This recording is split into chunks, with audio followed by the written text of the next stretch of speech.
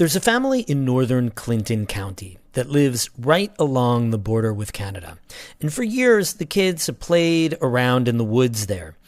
But now they're finding signs all over the place of people crossing the border illegally right through their property. There's another water bottle over there in the woods. There's another one over here in the woods. Mm-hmm. There's a sneaker, another sneaker. And the family doesn't feel it's safe for the kids to run around back there anymore. How an uptick in illegal border crossings is changing life in Mooers on today's story of the day. Support for Story of the Day comes from the St. Lawrence County Community Development Program, now accepting applications for the Head Start program to prepare children ages 3 to 5 for school. Online at slccdp.org/head-start. Hey, I'm David Sommerstein. It's Tuesday, July 16th. First up, a powerful thunderstorm pushed through the region this afternoon. The National Weather Service warned of heavy rains, damaging winds up to 70 miles an hour, and perhaps even a tornado in Jefferson and Lewis counties. Neil Rivenberg is Deputy Director of Fire and Emergency Management in Jefferson County. There's probably been, I'm going to say, 40 to 50 calls for service through the 911 center. Majority of them were in the initial areas impacted, which would be Sackets Harbor, Houndsfield, and the city. Pushed on past that, there's a few calls out in Black River, Rutland, and over into the north part of the county, but nothing substantial. The storm downed trees on Sackets Harbor's Main Street and on Fort Drum. There was flash flooding in Public Square and other parts of downtown Watertown. Rivenberg says that has already started to recede.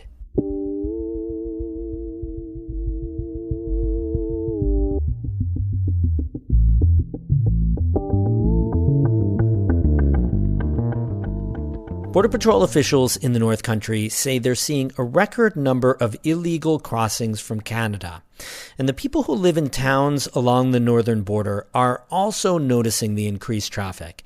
Residents of the northern Clinton County town of Mooers tell Champlain Valley reporter Kara Chapman that it's changing how they live their lives.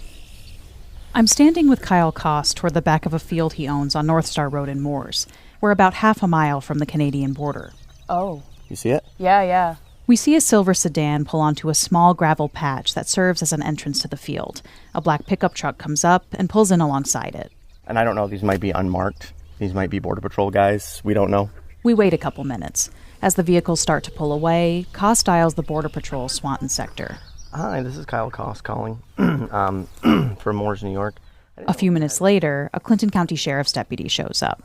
He chats with Koss and tells him the vehicles he called in were indeed unmarked Border Patrol. But Koss says agents aren't the only people he's seen make their way onto his property lately. He takes me through the trails behind his house. There's tire ruts in the muddy ground, a set of clothes, gloves, and boots left behind during the winter, a baseball cap hanging from a low branch. There's another water bottle over there in the woods. There's another one over here in the woods. Mm-hmm. There's a sneaker, another sneaker. All traces, Koss says, of people who've crossed the border illegally, then crossed his land as they continued the journey south. He says he's also seen people walk across his lawn in broad daylight. And all of these trails that we've cut for personal use, four-wheelers, hiking, now they're all they're being used for inter-country travel, I guess. Watch your step here. Koss and his family have lived on the North Star Road, which runs parallel to the northern border, for more than 10 years. He says he's always seen Border Patrol agents canvass the area, but he's never had to call them as much as he has over the last 2 years or so. That's about how long agents in the Swanton sector have been seeing a big increase in the number of illegal crossings. In fiscal year 2023, agents recorded more than 6,900 encounters. That made Swanton sector the busiest on the northern border. Now, that number is a fraction of the more than 427,000 encounters seen at El Paso, the busiest southern border sector over the same time frame. But Brian Lorimer, the patrol agent in charge for the Ogdensburg station, says it was still a record-breaking year for Swanton sector. If you go back in time prior to 2023, and you take the 11 years prior from 2012 up to and including 2022, it was less people than we encountered in 2023. So all those years combined, less than 2023. And fiscal year 2024 has already surpassed it, with more than 9,500 encounters from October through May. Customs and Border Protection data show that almost half of these people came from India, with Mexicans the next largest group. Muzaffar Chishti is a senior fellow with the Migration Policy Institute. He says it makes sense that if the southern border is getting more attention, more people will choose to enter the U.S. through the northern border. In the ecosystem, observers, smugglers, tourist operators see Canada and southern border as part of the system. So if they think that the system on the southern border is changing, they will try to divert traffic to the northern border. Raymond Bresnahan is the patrol agent in charge in Champlain. He told WCAX-TV earlier this year that most of these people aren't crossing for nefarious reasons. The vast majority of people that we catch are still individuals looking for that American dream, trying to get into the United States. But for the people who live in communities like Mooers, that doesn't provide a lot of peace of mind. As we walk through the woods, Koss carries a handgun.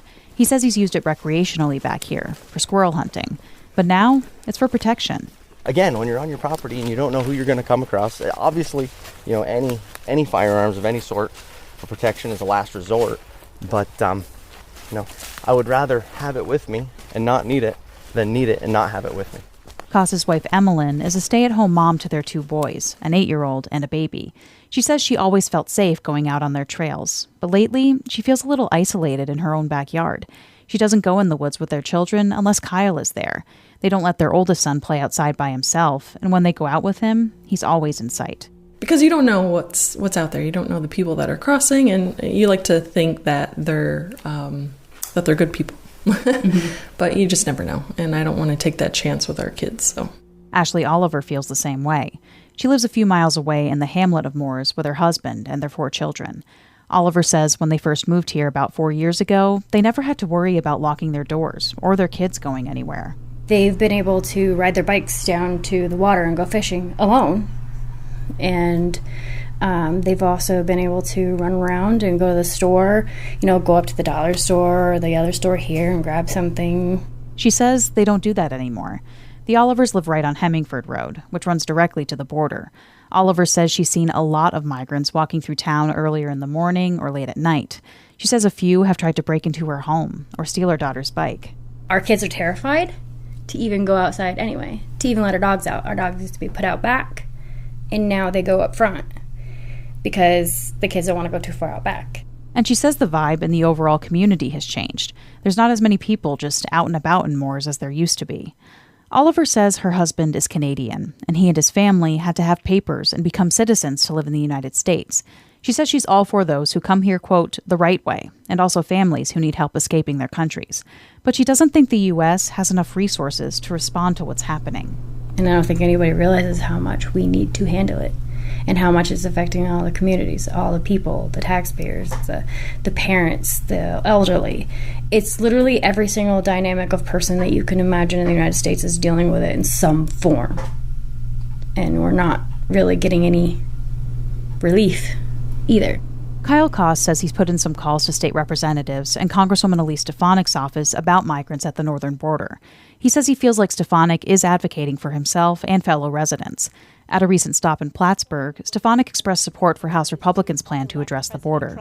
We passed the Secure the Border Act, which was important legislation to secure the border, to provide support for Border Patrol, to make sure that we have the resources, not just on the southern border, but at the northern border as well.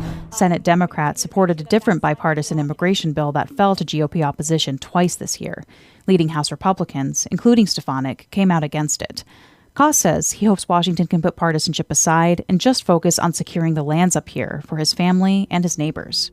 We hope that it doesn't take something tragic to finally get some resolution. Nobody wants to name the bill that fixed the border after a missing child or a missing person.